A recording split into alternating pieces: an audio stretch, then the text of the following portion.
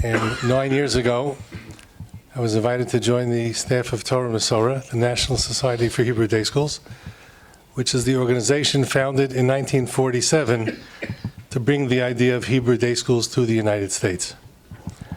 At Torah Umesorah, I run a division that is called School Solutions, that brings solutions to schools in the areas of instruction, communication, and leadership.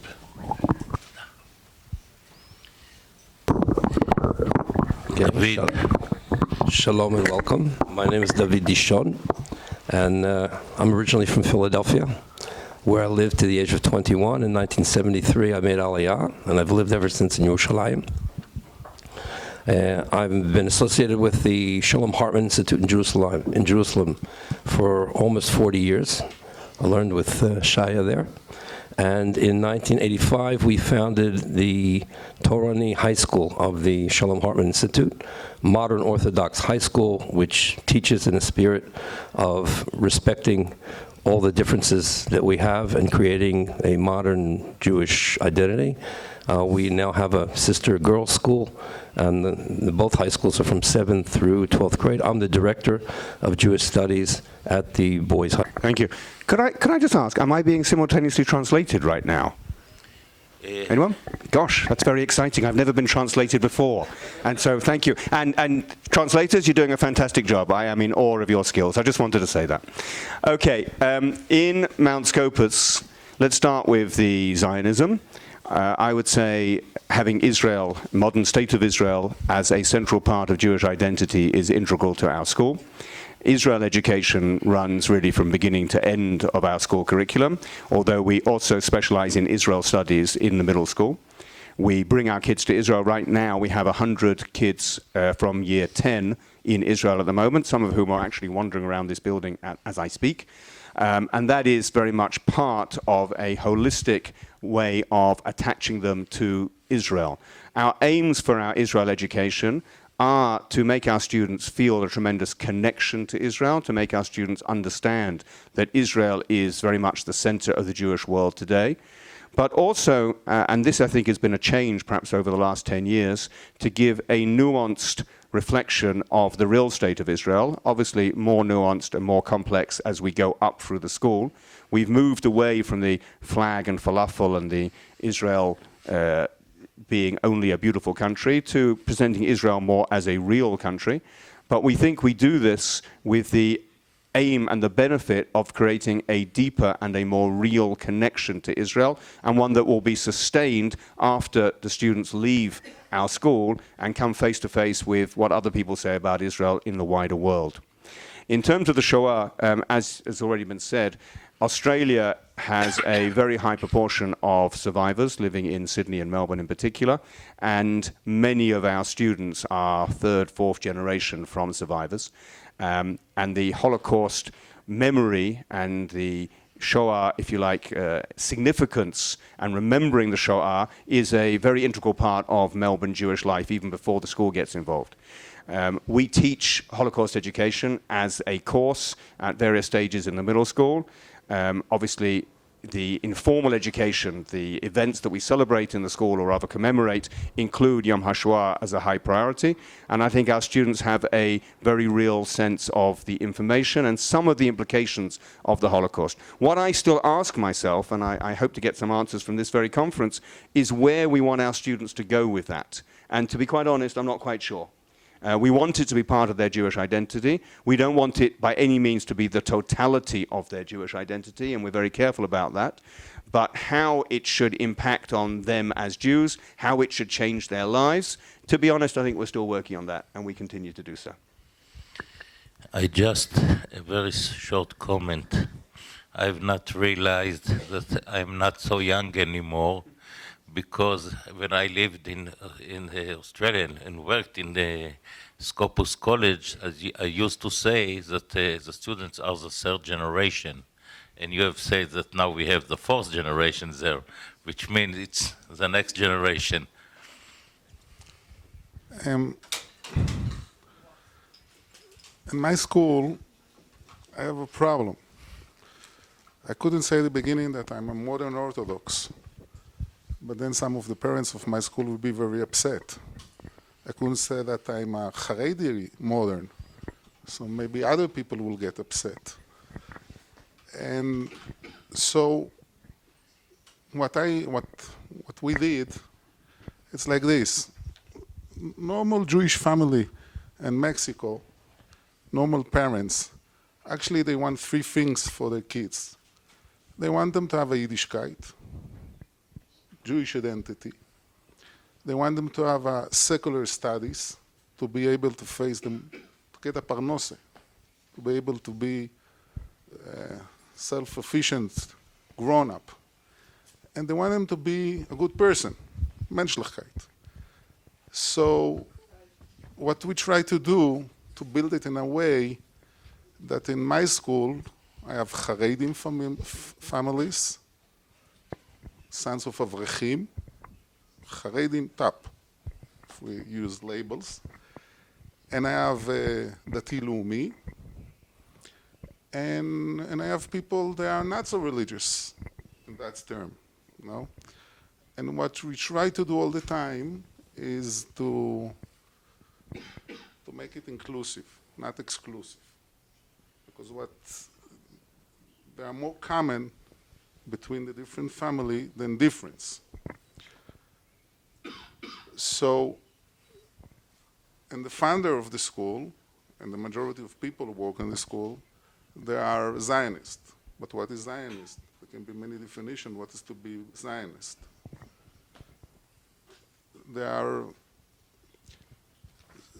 So what we do all the time, we do, for example, I'll give you an example.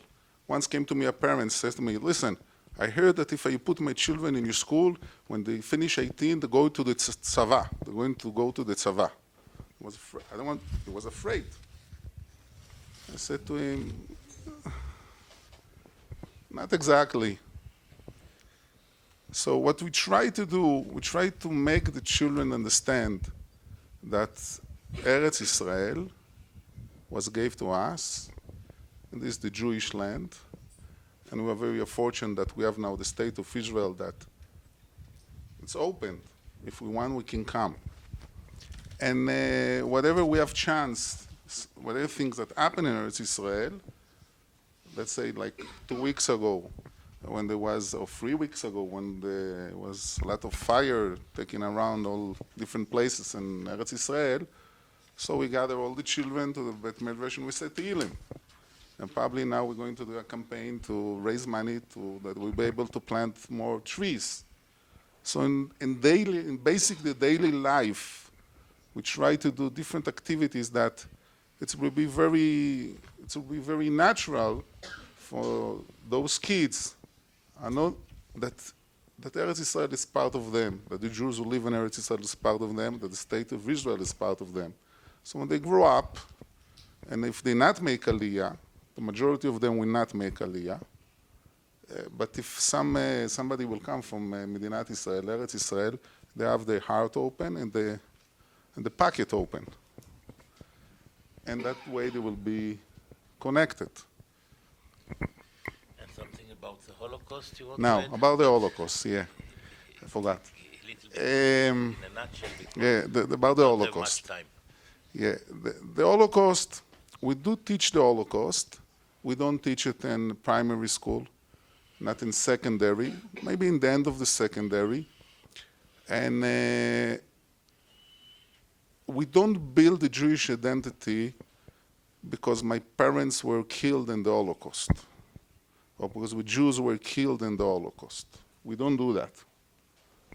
The Holocaust is part of Jewish history, and we teach Jewish history.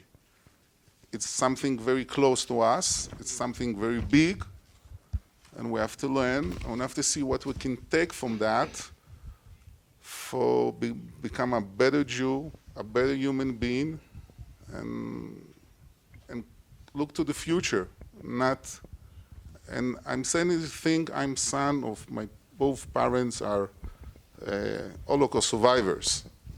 So, what definitely I don't want to do, I don't want that a kid in my school who said,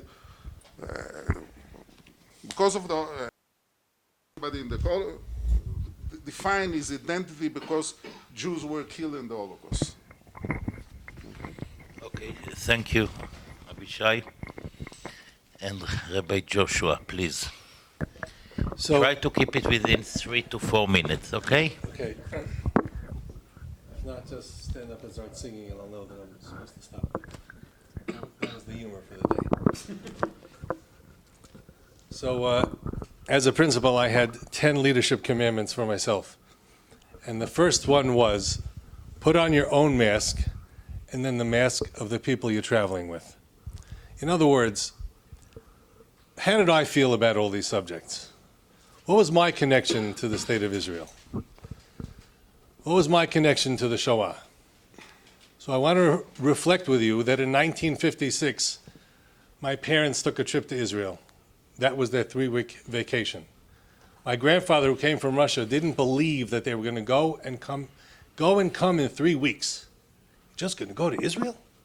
This was 1956. So I was raised in a regular home, and Israel was a message that that's a place to go. They also went after that to other places on vacation. But the first place that they went was to Israel. In 2nd grade, Rabbi Nachum Eshel, of blessed memory, came in and told us that the Six-Day War had started. We were 7 years old. But he told us that our people was at war.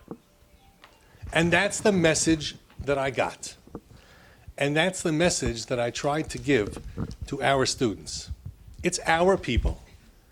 And we daven every day, V'li Yerushalayim ircha brachamim tashuv. And many of our parents and grandparents could not get on a plane and go. And we can get on a plane and go, and we should cherish that opportunity. There was a wide variety of observances in the schools that I worked in.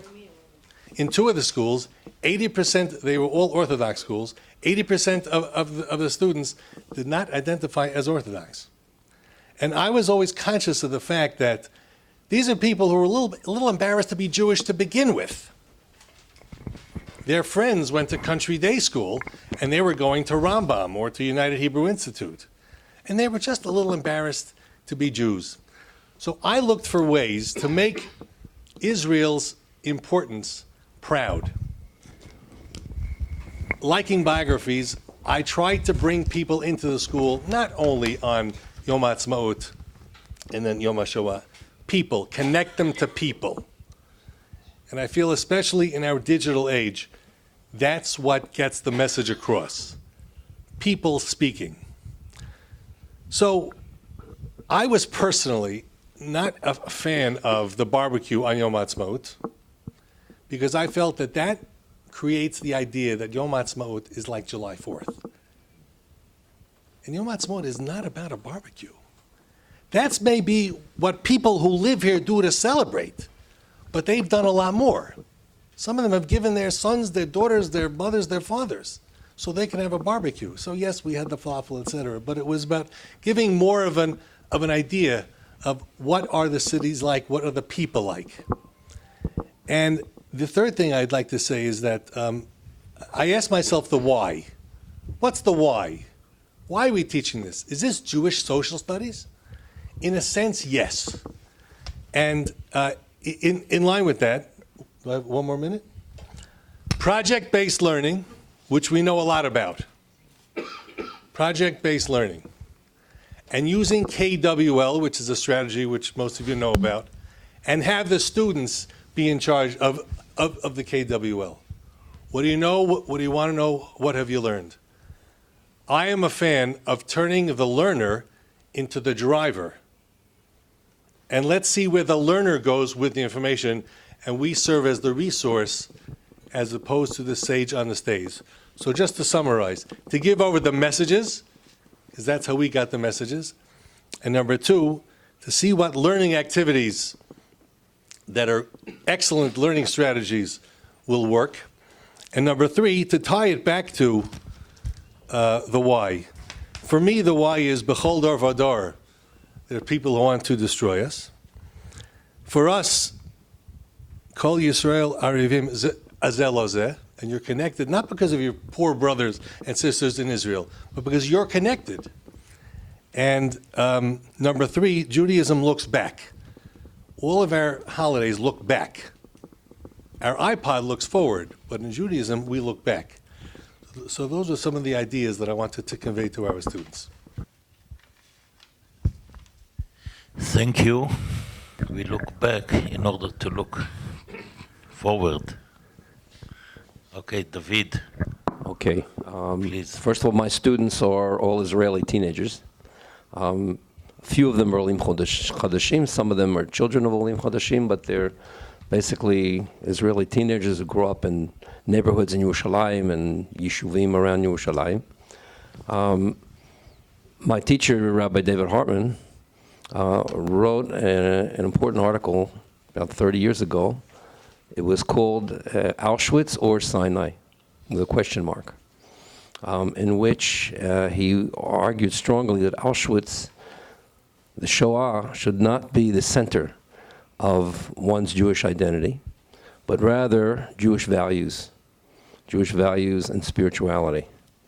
So therefore, Shoah is not the center of what we do in order to develop Jewish identity. I would say learning Torah, learning Gemara, learning Jewish philosophy, learning Halacha, and in particular, and this was the reason that Hartman High School was founded, to connect all these studies to basic Jewish and human values. What are the values that stand behind the things that we're learning? Notions of social justice and notions of morality, etc., dilemmas of morality. With that said, in fact, I'd like particularly to talk about perhaps trips to Poland, in which we have every year. Approximately between 2/3 and 3/4 of the senior class sign up for it. I've been to Poland with these groups 7 times, and very often eyebrows are raised.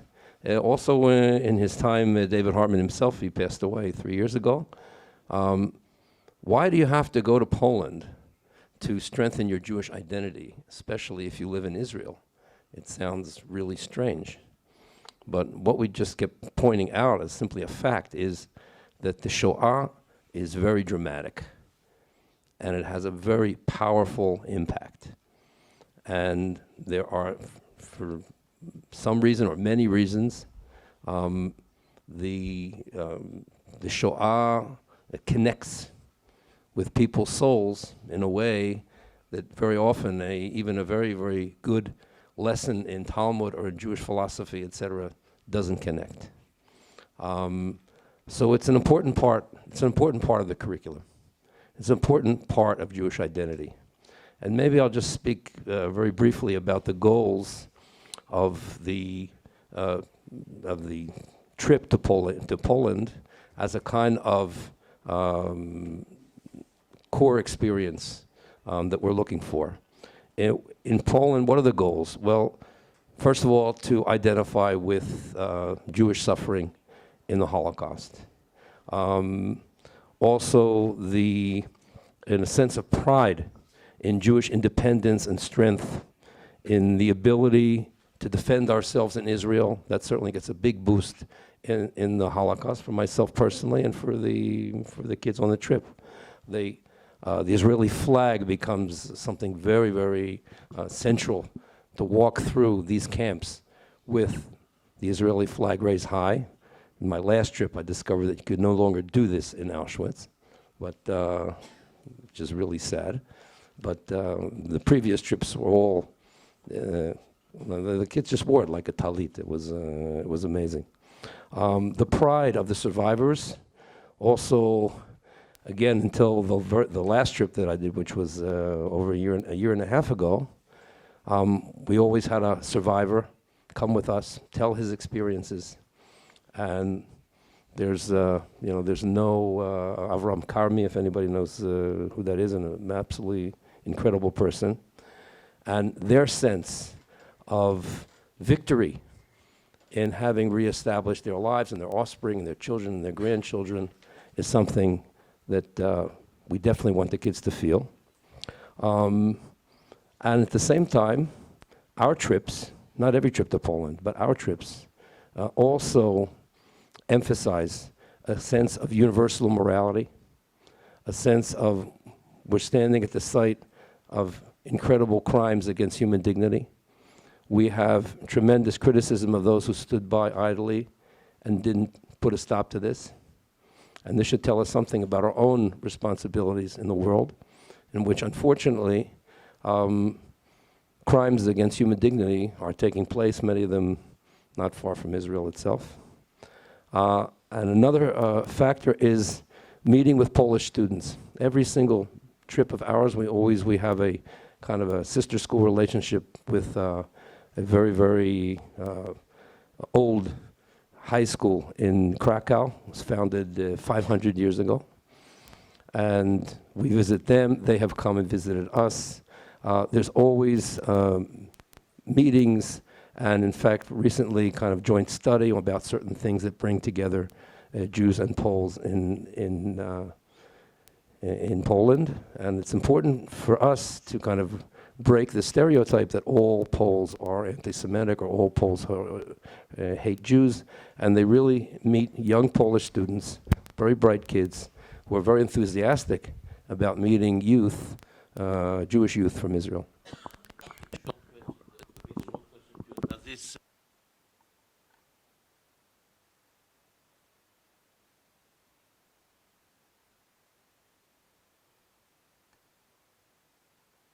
I think delicately try to promote. This goes back also to the philosophy of David Hartman. David Hartman was always upset by the sense of Jewish triumphalism. The fact that, you have to, we're right, everybody else is wrong. We are the children of light, everybody else is the children of darkness. And that does not have to be a Jewish position, does not have to be even an Orthodox Jewish position. And they see it and they feel it in practice when they meet sensitive people coming from other traditions. Thank you, David. I just want to add, to make a comment. As David said before, we know each other for almost 40 years, as I was one of those who welcomed David when he joined the Hartman Institute. I think it was 1980? 79. 78. Okay. 78. 78, which means that I was 2 years a year before. Anyhow,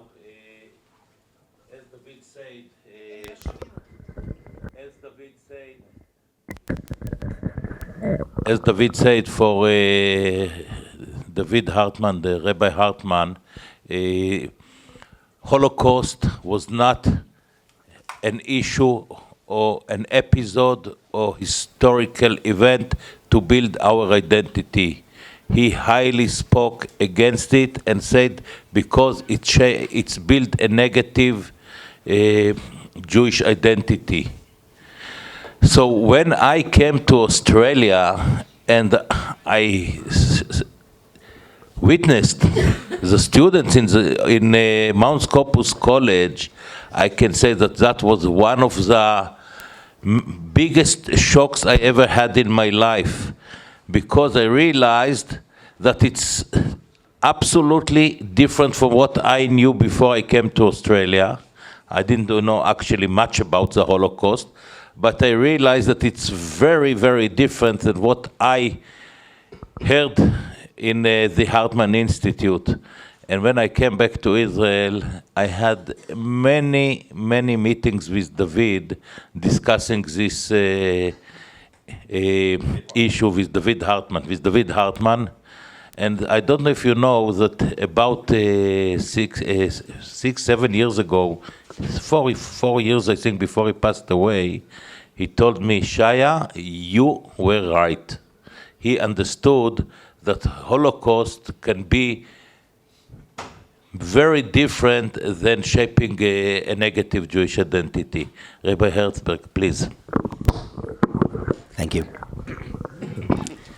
I'm representing a school that's a paradox, the Yeshiva of Flatbush. I'm a member of a distinguished international panel here right now, and people meet people. I'm from Australia. Wow. I'm from Mexico.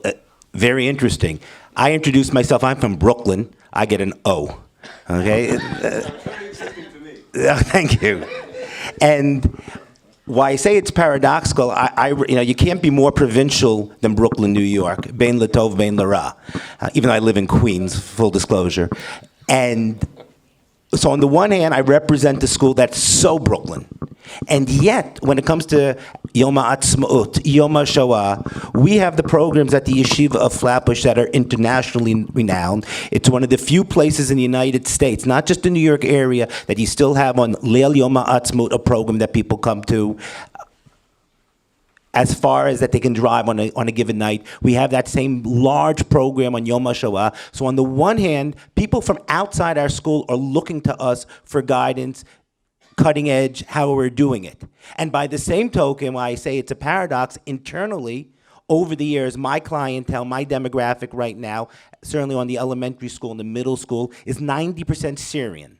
That means my students are coming to me in complete contrast to, let's say, the Australian experience, where the students are coming with a narrative from the home already. My students, for the most part, are coming to me with zero narrative about the Holocaust. Yes, you have some students who have what we call a mixed marriage, Ashkenaz and Sfaradi, and they may have had a grandparent who survived or experienced the Holocaust, or a relative, but for the most part, they're coming with very little background. So on the academic level, on the one hand, we've got to train these kids, give them the basic building blocks, and have a curriculum that's designed to do that, and at the same time, institutionally, understand that we're still being looked at as the example and the exemplar of what should be being done out there. So it creates quite the internal challenge to be able to meet both those challenges. Now, in terms of the curriculum itself, we have your standard, programs and an interdisciplinary approach, combination of formal and informal education, and we're always trying new things and looking for new things, but that's our biggest challenge. Now, in terms of the meta goal, that overarching goal of where we're going, this is institutional, and talking about Jewish identity, which really has given me a lot of thought over the past couple of days, trying to articulate what we have out there, to put some words to describe it, is that we're looking as an institution to create that idea of, at the end of the day, all too often our students and our people only remember the part of the Torah about being Am Segula, about being the chosen people, but we forget the Yeshayahu of Or Lagoyim, that we're out there, we have to be an exemplar to the world.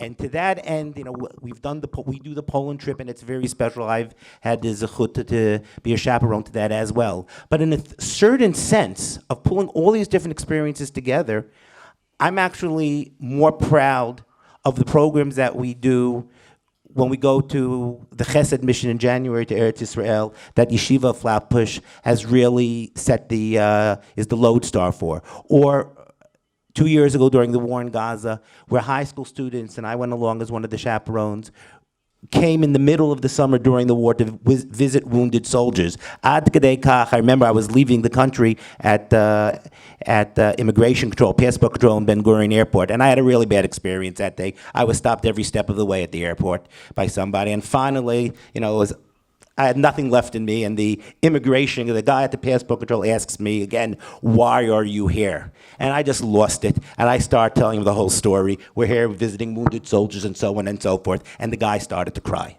He was in the middle of the war, he began to cry. I've never seen that before. This tough Israeli sitting there, he started to cry and said, "You must have an amazing school." And I said, "We do." And it's those things, and when the kids come to me after the hurricane in Haiti and say, "We've got to raise money for the Haitians as well." I think that, between learning about the Shoah and learning about the Zionism and living it, when the students come and understand that Anachtu tzrichim liot or lagoyim, I think that's how our identity we take from it to help the rest of the world.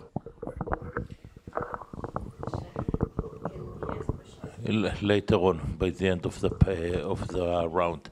The next question, I think a lot has been said, and there are different questions that were raised, and I would like to move a little bit aside from what are the questions that we were asked, and I think, Rabbi Kennard, you asked a major question, so what do we do with that? What do we want to achieve? Can I rephrase the question? And I would like you to refer the question again, because I think that's the issue we have to discuss.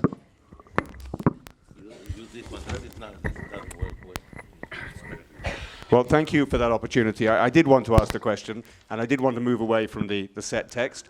And it's probably good to wake us all up on this post-lunch session. To me, I've been here for 2.5 days, and I'm still not clearer about really the question I wanted answered, which is, what is the purpose of Holocaust education? And it's fascinating that listening to this panel, although my colleagues have given many approaches, but we've heard much more about what it's not for. All of us, I think, have said what it's not for. And we heard Lord Sachs this morning say it's not that that Holocaust should be the basis of one's Jewish identity. We heard Yehuda Bauer say the Holocaust is not Jewish identity is not the Holocaust. And yet here I am in Yad Vashem, a building, an institution, a movement dedicated to keeping alive the memory of the Holocaust.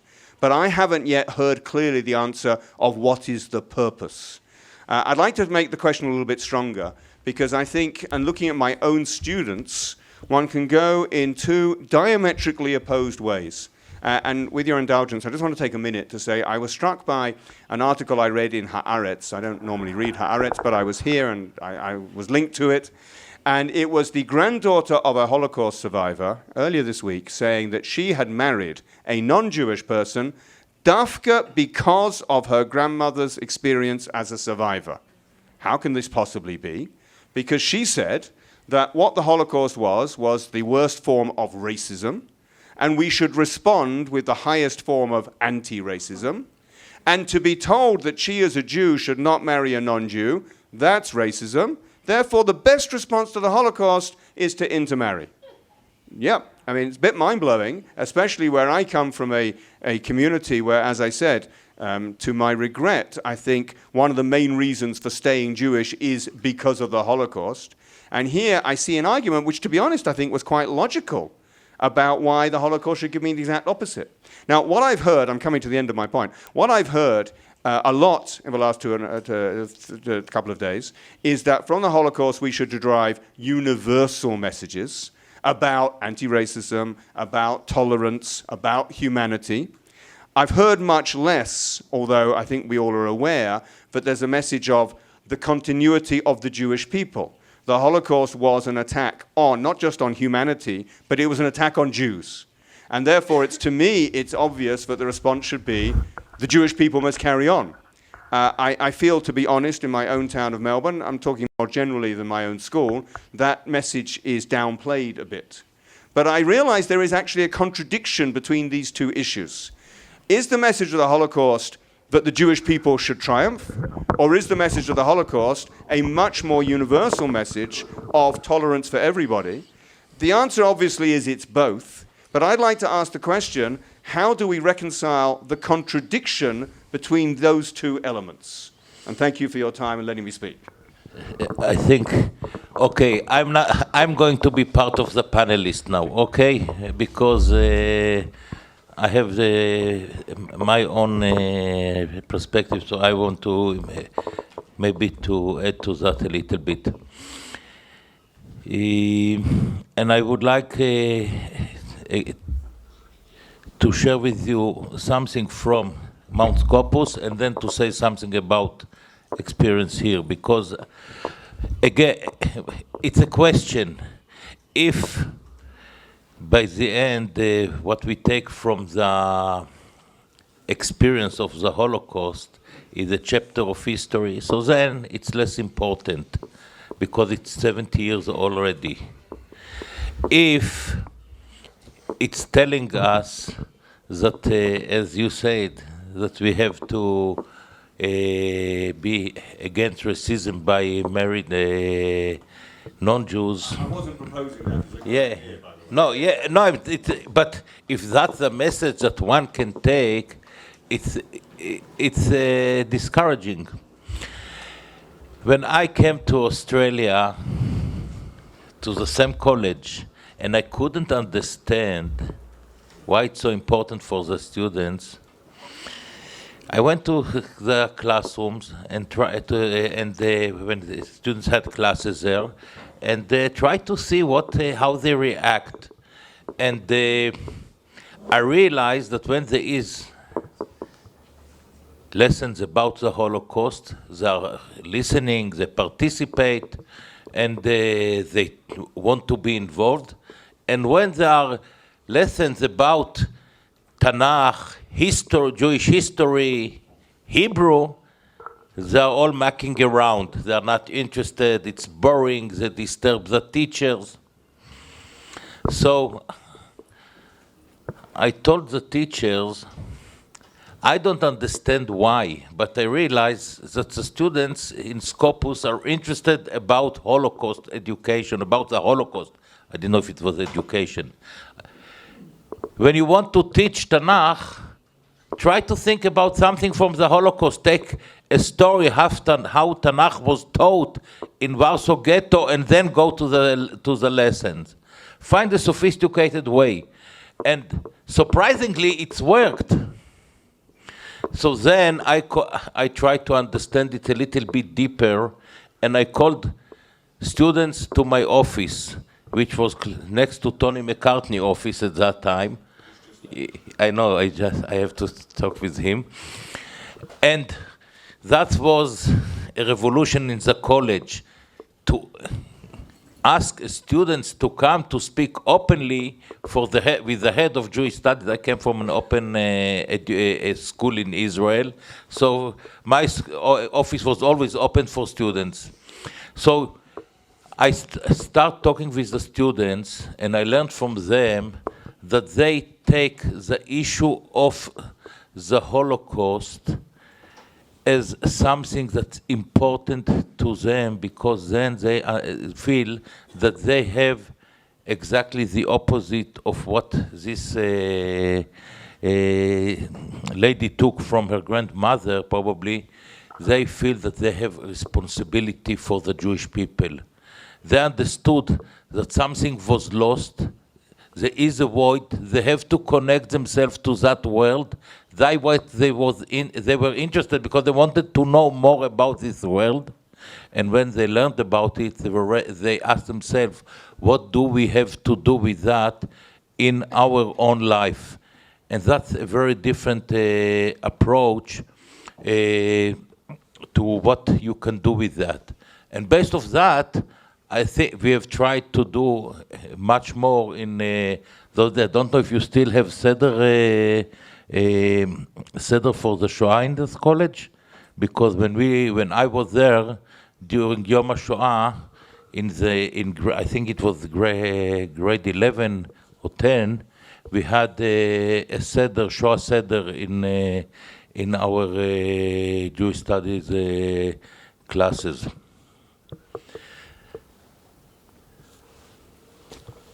Or Avishay, maybe. How do you... What the question is? The question that Rabbi Kennard raised is... Why to teach Holocaust? Why? Yeah, why?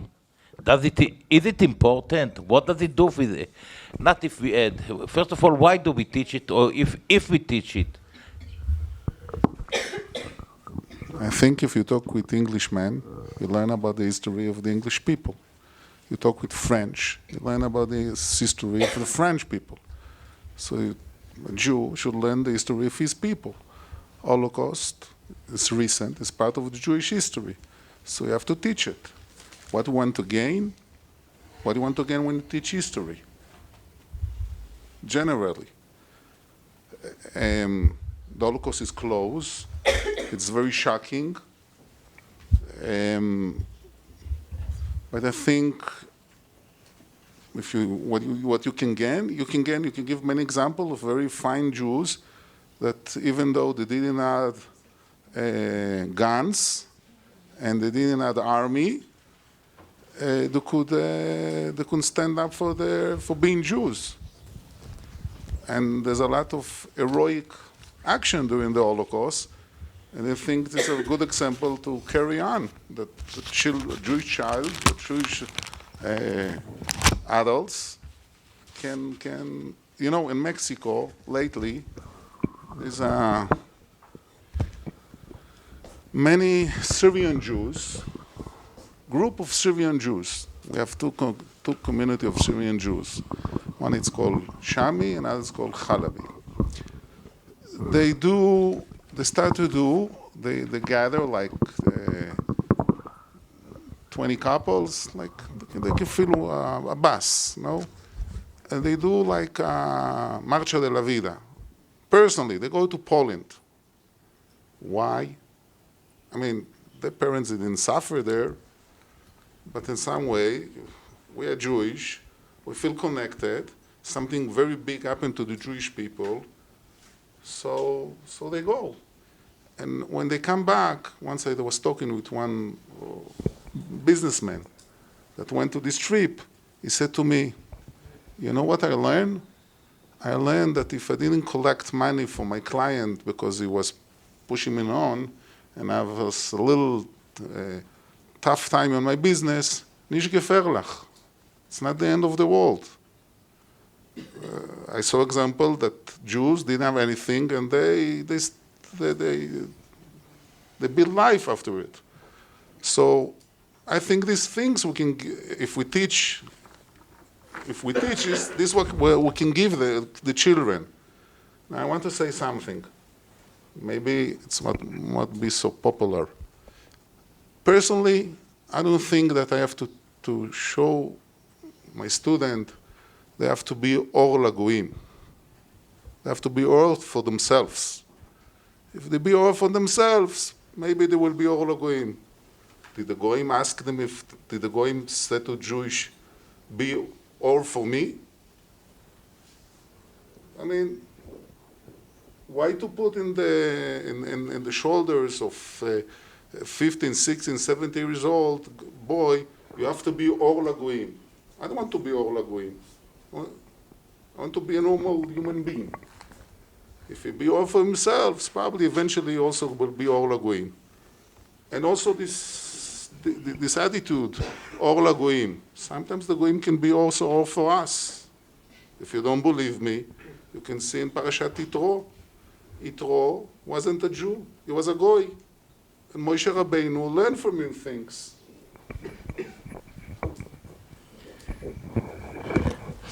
I think that's exactly how the morning with Professor Kotler was ended about Wallenberg.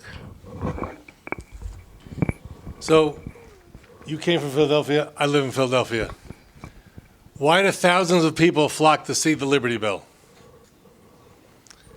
Because citizens of America have rights, they have responsibilities and feelings. I was in a few schools outside of the United States where they were talking about global citizenship.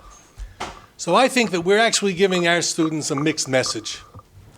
And I'm wondering if we shouldn't give more of a clear message that citizenship in the Jewish people also has rights, responsibilities, and feelings. Whatever level of observance you want to talk about, let's all remember that it started with an observant Jew. His name was Abraham. He was also thrown into a crematoria. He came out. So from time immemorial, the world has had a Jewish problem. And I'm wondering if, in addition to preparing our students to compete in the global marketplace, which they should be trained to do, should we make sure not to lose the Jewish identity, that citizenship in the Jewish people is knowing all about your Jewish history and experience, which in the happy places is happy, and in the sad places is sad. The difference between, to me, I told you about putting on my own mask, the difference to me between the Holocaust and Yetziat Mitzrayim is that we can still taste the Holocaust. It has the word 19 before it. And we don't know how to date Yetziat Mitzrayim. And I think that if we ask ourselves, are we afraid to say you're a citizen of the Jewish people? That has rights, it has responsibilities, it has privileges, and it has feelings. Then not to trivialize the Holocaust with the Liberty Bell, But just like citizens feel something when they see that Liberty Bell, when they walk the streets that Ben Franklin walked on, when they go to Valley Forge where George Washington crossed, there's a feeling. So when we go a few miles away to Kever Shmuel Hanavi, we also have a feeling, and we connect. And I'm wondering if we should ask ourselves, are we giving enough citizenship to the rights, responsibilities, and feelings that our students have a right to? I would like to address Rabbi Kennard's question or dilemma about educating for Jewish particularism and educating to universal values. And I think we'll all probably, most people here will say, well, yeah, it goes hand in hand. You educate for both. And I think it's important that in educating for both, we try to give our students a sense that it's not particularist values versus universalist values, but the universalist values about human dignity, etc., come from the Torah. They come from the heart of Yehuda. They come from the heart of Judaism. And for instance, very often at each camp in Poland, there's always a ceremony with music and with kids read stuff that they took or they wrote for themselves. And I usually ask at one of those ceremonies just to be part of the ceremony and say something. And I usually quote a passage that I love very much, written by Rav Kook, in which he talks about kavod avat habriot, the love of all human beings. It's a very powerful piece.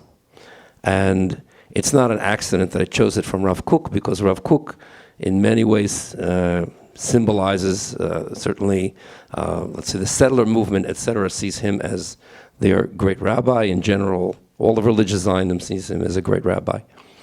But I think the idea is that issues of human dignity and ethics, they're not political issues. It's not an issue of left versus right or of what you happen to think about the greater Israel or not. These are fundamental issues that all conscientious Jews, both those who identify themselves with the left and those who identify with the right, should be committed to.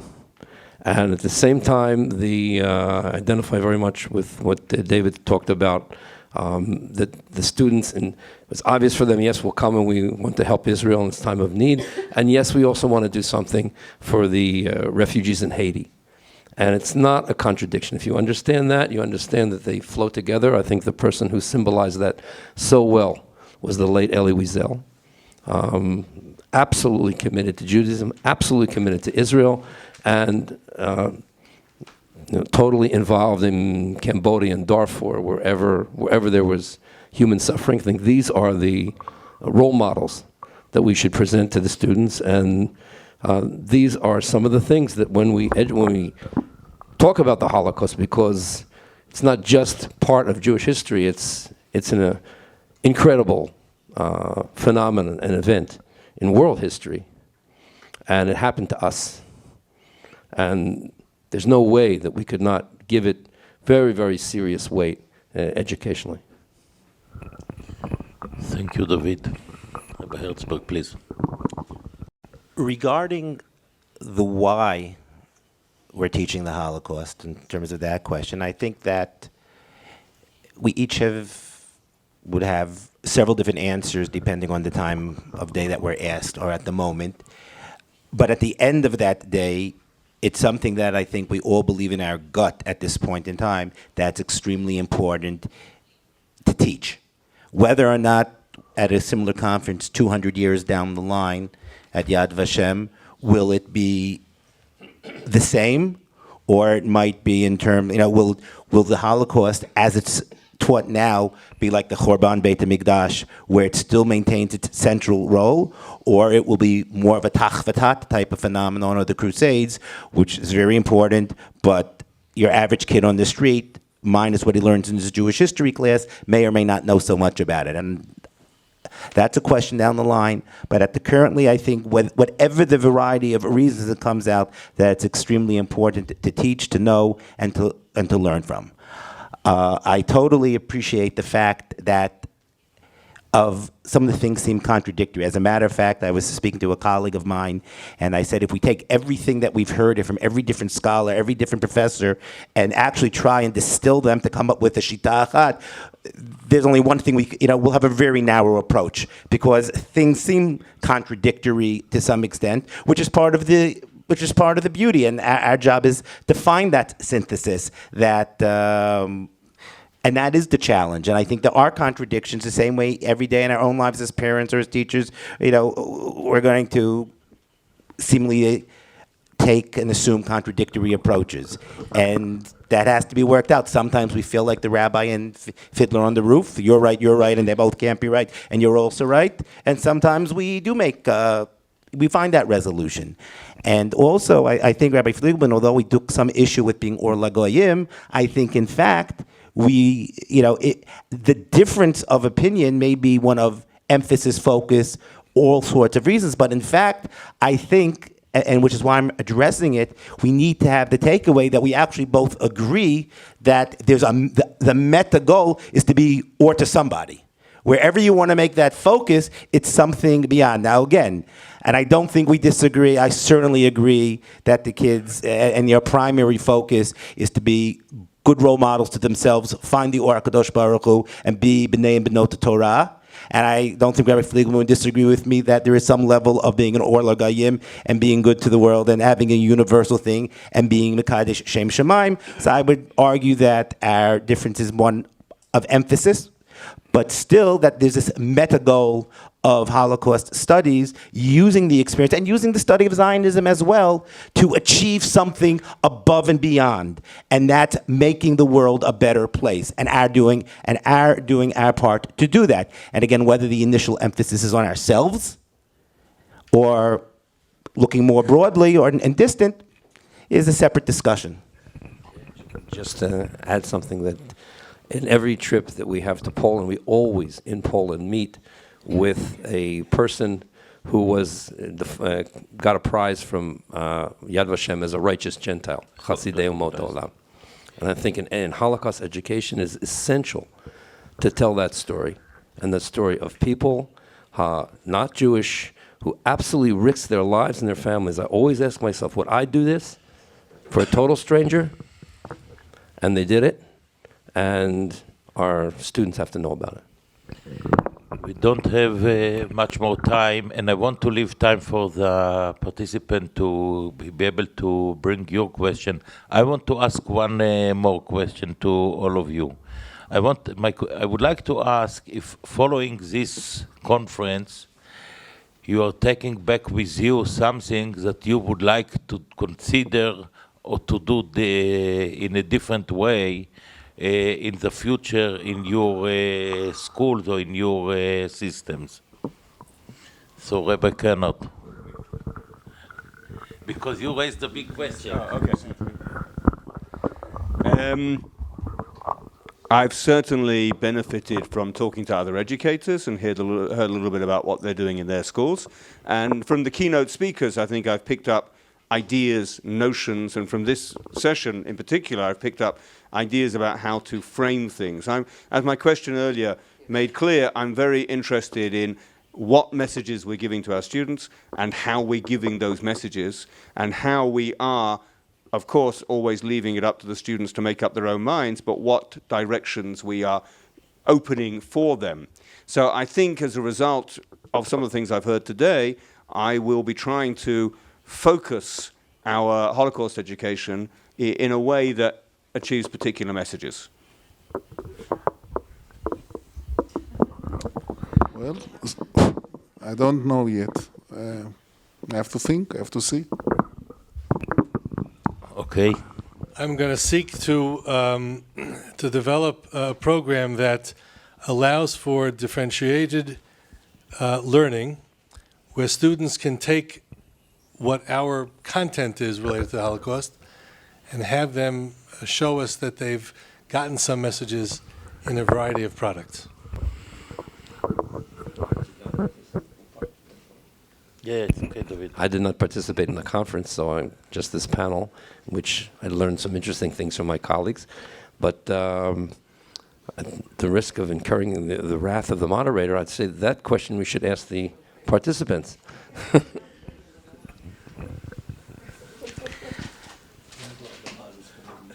One of the things I'm going to take back is, whether on our Holocaust studies or really any program, is we have to be courageous enough to ask ourselves lots of questions. What we're trying to get and why are we doing it? Is it the most productive way?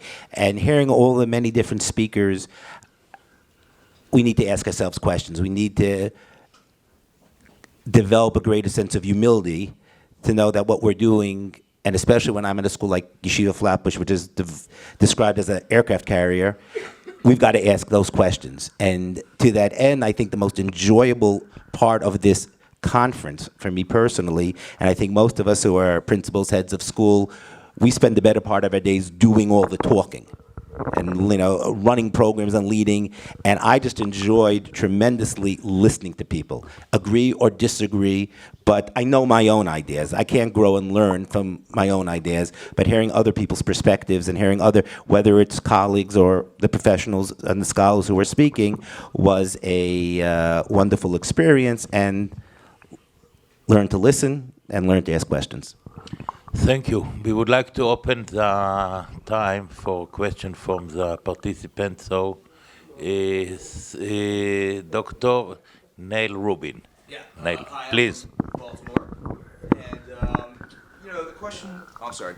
Hi, I'm from Baltimore. The question I get most, and I assume you do too, is was the state of Israel kind of something that happened because of the Shoah? It's this very convenient phoenix rising from the ashes type of mythology.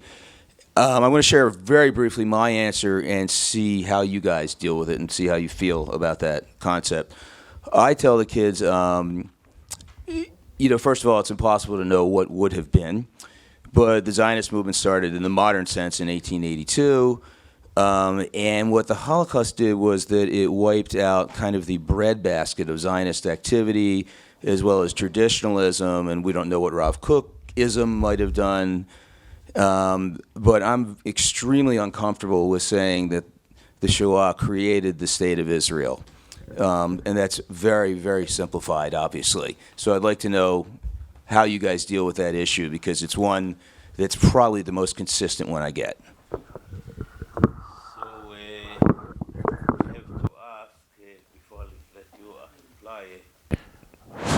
We have to ask Professor Bauer to deliver his session about it, because Professor Bauer used to speak in many teacher conferences about this topic, and he made it very clear from historical perspective that the state of Israel was not established because of the Holocaust, rather despite of the Holocaust.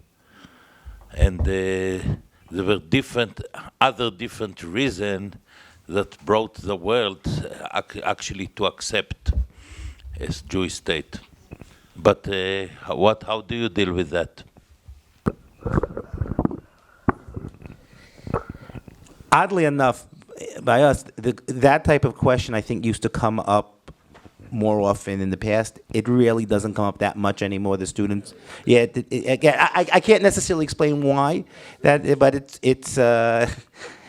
it doesn't come up that all too often. But we would steer away from that. Again, coming as a historian, historicalization is very, very complicated, and you have all sorts of dangers, because then was it worth the price, and so on and so forth. So to avoid it, and sometimes we refrain back to the Gemara that says, we can't understand HaKadosh Baruch Hu, but try the best we can to understand how the things happen on their own terms. I agree David, with you.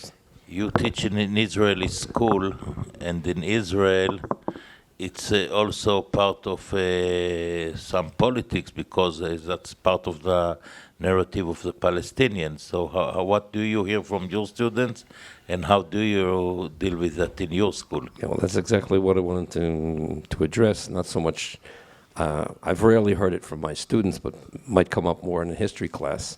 But I think President Obama angered a lot of Israelis in his speech in Cairo about 8 years ago, when he talked about Israel solely as a response to the Holocaust, and not because of a people coming back to their ancient land that they'd been exiled from for 2,000 years. And I think it's very important to make that distinction to our students, have our students aware that it's very dangerous and also false to talk about Israel only as a response to the Holocaust, or Zionism only as a response to anti-Semitism. There are very, very deep wells of Jewish meaning, even for a person like Herzl, if you read his writings carefully. And our students should be sensitive to that and be able to correct people who make that mistake of seeing Israel only as a response to the Holocaust. Rarely. Rabbi Levy.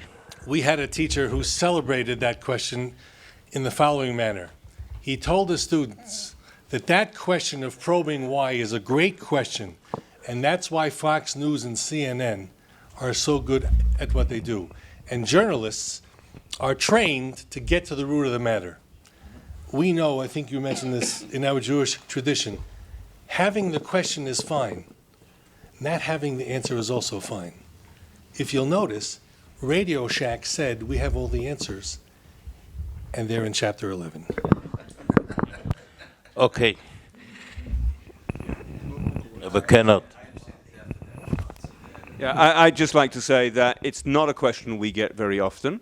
I think it is a very important question, principally because of the political aspect, and I think it's part of the ongoing and unfortunately, tragically, ever-growing plans to delegitimize Israel. Very briefly, the story is Israel was only responsible to the Holocaust, and it's not fair on the Palestinians if they should pay the price for what happened in Europe. If it does come up, the answer is an emphatic no. Historically, it's easy to prove that, as you said, the Zionist movement started a long time before, and in particular, the Balfour Declaration and the San Maria Agreement were 20, 30 years beforehand. So there was already an inevitable path to statehood. It may have come at a slightly different time, but I think that's very important to say. That's from the historical perspective. From the Jewish perspective, is our return to Lashana Haba Yerushalayim, we've been saying for the last 2,000 years, that was also our inevitable trajectory, which we were definitely going to arrive at some stage. So from those two aspects and many others, I think it's very easy to say that that premise is false. But in answer to your original question, we don't get it so often. It comes up in discussion.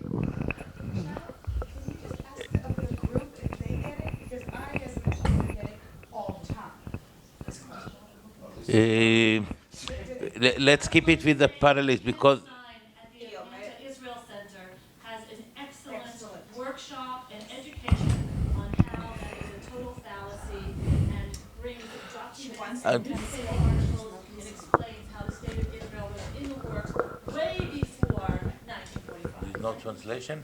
She cannot translate because she's not speaking to him. So you need to, everyone who has question will have to come forward, so the question and the comments will be made to the microphone, so there is a simultaneous translation, okay? I want to give the opportunity to others to ask the questions. My question is to Rabbi Kennard. Sorry. I don't necessarily see... What do you want me to do? Where are you from? Oh, I'm Schuller. I'm from Perth. Was from Melbourne. I don't necessarily see a contradiction between teaching a universal message and teaching the message that Jews still need to go on, because you can't teach children not to be racist if there aren't races. You have to have difference in the world in order to teach tolerance. What I'm questioning is with the universal message that comes from the Holocaust. I don't know. I feel sometimes that Judaism has been hijacked by the Tikkun Olam movement, and students and young people feel that they can be Jewish just by doing Tikkun Olam, which makes them actually not very Jewish, because they can everybody should do Tikkun Olam. So how do we reconcile the Tikkun Olam message of the Holocaust to make it a Jewish message, not just a universal one? Well, the issue you're grappling with is precisely the one I'm grappling with, and I don't have the answers. I think, listening to my colleagues here, It may be more of an Australian issue than elsewhere, because in Australia, okay, the Holocaust is very embedded because there are so many survivors, but also there's a very strong secular Jewish element, perhaps that came from East Europe with the survivors, and I think there's a very strong move amongst various generations to create a Judaism which does not rely on religion. And I think we're seeing more of that in Australia, and that's perhaps for another discussion. The best I've got as an answer to that question is that we have to teach both messages, and both messages clearly. And really the reason I asked the question about how we reconcile the two is because I think one is in danger of eclipsing the other. The two messages I'm referring to is the tolerance, anti-racism, humanity, and at the same time, the survival of the Jewish people. And I think the best way to deal with this Gordian knot is just to cut it and say, we're going to teach them both, and we're going to teach them both loudly and clearly and proudly. It concerns me when kids go on trips to Poland, organized with more of a secular focus, that they come back and I ask them every time, what did you learn? How did it change you? And I get answers about the anti-racism message. I get answers about the humanity message. I don't get answers about the I'm committed to building the future of the Jewish people message. And that's really what's been on my mind and the issues I've raised on this very panel. And I think the answer is we have to be unashamed and we have to be proud and we have to say that a message from the Holocaust is that we have to continue to build the Jewish people, not that that's the only reason for staying Jewish and building Jewish life and building Jewish lives. And at the same time, with no contradiction, with no dichotomy, we also have to teach tolerance and anti-racism and humanity. I understand there's no contradiction. Do you think that they are linked? How can you make this message also the Jewish message when you're saying don't? Well, one of the things we heard today was those universal messages are, of course, inherently Jewish messages. They are, but the way in which they have been used in our world of secularism, Judaism, that it's not really a Jewish message, it's just a universal message. So we have to show that it's a Jewish message, although it happens to be one shared by everybody else. Yes. I think the challenge. Carry on this local conversation. I think that what is clear that the challenge is to make the universal message as part of a Jewish message, and I think that was said earlier this morning by Professor Kotler. Tzedek, tzedek tirdof. It's part of Jewish messages, and it has universal aspects. Next question.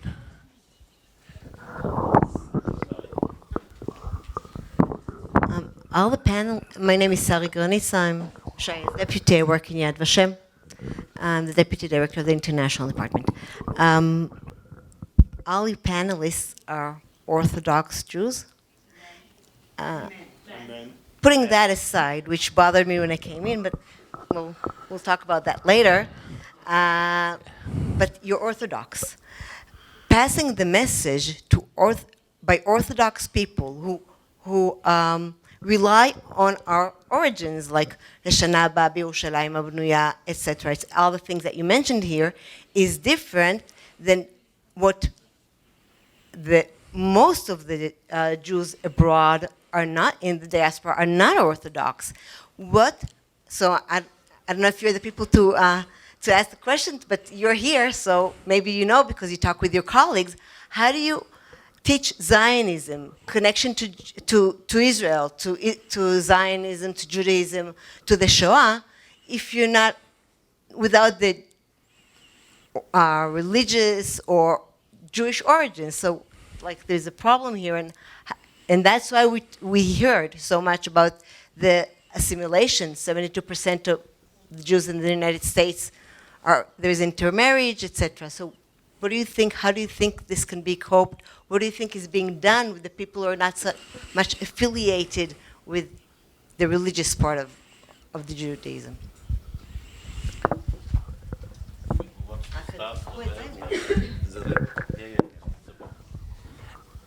Before I try to respond, I just want to clarify the question.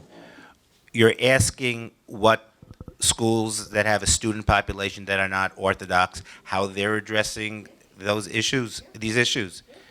Reform schools, Right. Sunday schools, or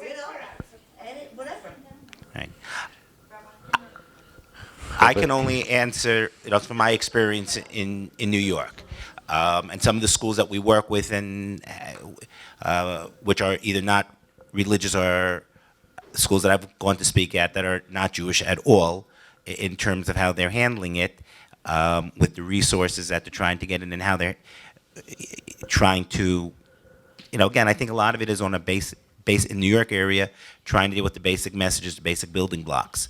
In terms of the actual, in a lot of, for example, when I spoke recently at York Prep, which is one of the most prestigious non-Jewish preparatory schools in New York City. I was invited by to speak to the headmaster, to speak to the senior.